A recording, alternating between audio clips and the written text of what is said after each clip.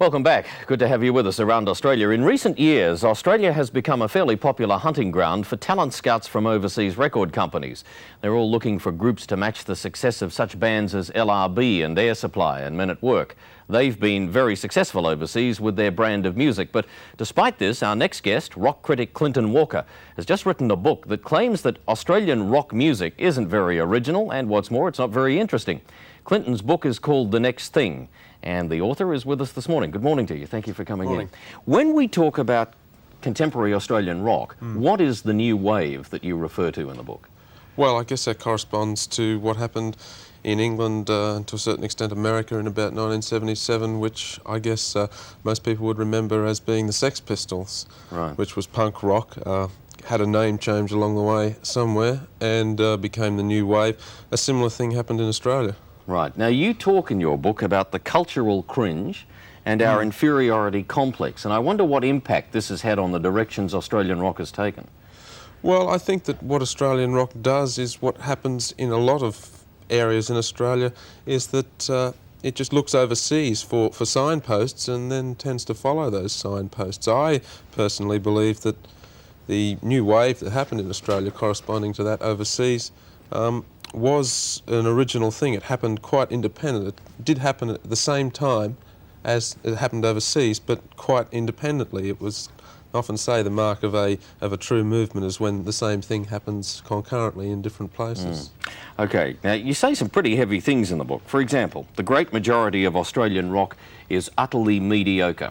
Let me bounce a couple of group names off you. Men at Work. I think they were lucky. Why? They hit on the right sound at the right time, basically. I guess I wouldn't say their sound is very original, and the biggest record company in the world got behind them straight away, more or less. What about Air Supply? Well, I mean, it's not rock and roll. I don't see it that way. I don't even sort of really think about that sort of music. It's something separate to me, so maybe I'm not qualified to comment. Well, then if Air Supply isn't rock and roll, I guess you'd put LRB into the same category. Yeah, well, yeah. I Well, would, yeah. why are they? Are you saying LRB is mediocre?